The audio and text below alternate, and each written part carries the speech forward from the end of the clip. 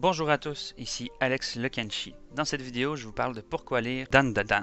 Dandadan, c'est le manga de l'auteur Yukinobu Tatsu qui est publié dans le magazine en ligne Shonen Jump Plus depuis avril 2021.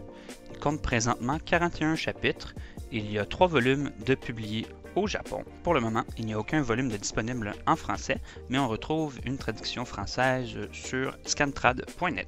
L'auteur Yukinobu Tatsu, c'est l'ancien assistant de Tatsuki Fujimoto. Ils ont travaillé ensemble sur Fire Punch et Chainsaw Man, pour lequel il y a un anime de prévu en 2022.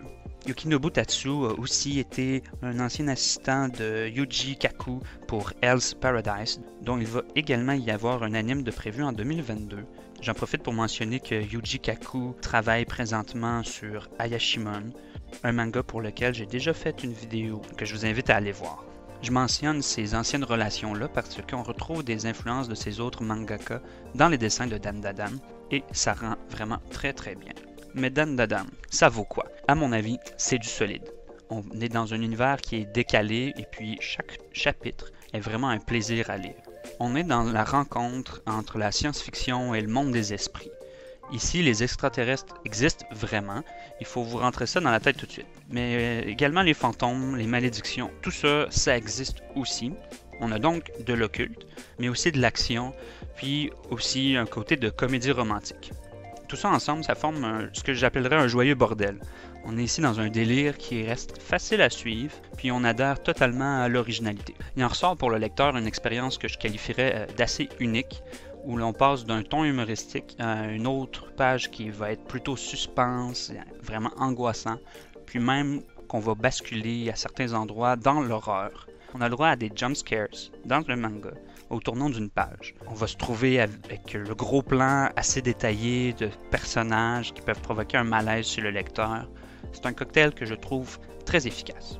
L'histoire de Dandadan, c'est celle de deux protagonistes principaux. Il y a le jeune homme Ken Takakura, qui se fait surnommer Complenu, qui est un nerd sans amis, qui est également un fanatique des théories de complot et des aliens. L'autre protagoniste, c'est Momo Ayase. Elle, c'est plutôt une jolie fille qui va avoir des amis, contrairement à Ken. Elle, de son côté, elle croit aux fantômes et pas du tout aux aliens. Le début de leur aventure, c'est quand ils vont se lancer un défi mutuel qui va tourner mal. Pour se prouver l'un l'autre que les aliens et les fantômes, ça existe vraiment, ils vont se rendre chacun sur un lieu précis pour faire la rencontre avec le spirituel ou le paranormal. Complenu va se trouver dans un tunnel miteux où il va faire la rencontre de l'esprit de Mamie Turbo. Il va même en résulter qu'il va subir une malédiction et être amputé d'un membre. Je ne vous dis pas lequel.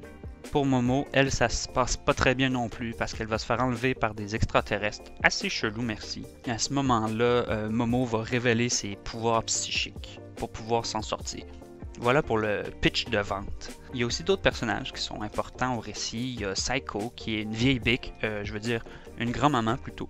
Elle s'occupe de Momo Ayase et c'est une médium qui est reconnue dans l'univers de Dandadan, qui va servir de mentor aux deux protagonistes.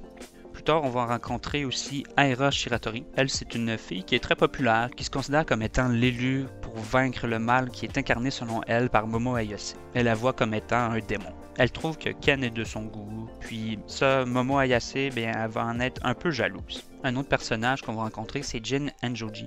C'est le premier amour de Momo. Lui, il a le don pour la faire rigoler, puis ça va rendre Complenu assez jaloux, merci. C'est un garçon dont les parents se sont ramassés à l'hôpital, puis il se fait héberger pendant un certain temps chez Saiko. Il a besoin de nos deux protagonistes là, pour régler un problème qu'il a à sa maison. C'est important aussi de mentionner qu'il y a un chat porte-bonheur aussi qui va prendre part aux aventures, qui est assez important, mais que je ne vais pas nommer pour garder la surprise. Il y en aurait plutôt long à dire sur les différents événements jusqu'à date dans la quarantaine de premiers chapitres de Dandadan. Je pourrais vous parler de l'histoire du crabe géant ou de l'espèce de monstre du Loch Ness qui se promène dans une école. Mais je dois bien vous laisser découvrir des affaires dans votre lecture de ce manga qui est vraiment un ovni. J'espère que ma vidéo vous aura donné envie de découvrir Dandadan. On va avoir encore beaucoup de plaisir avec ce manga de Yukinobu Tatsu. Bonne lecture, merci de votre écoute.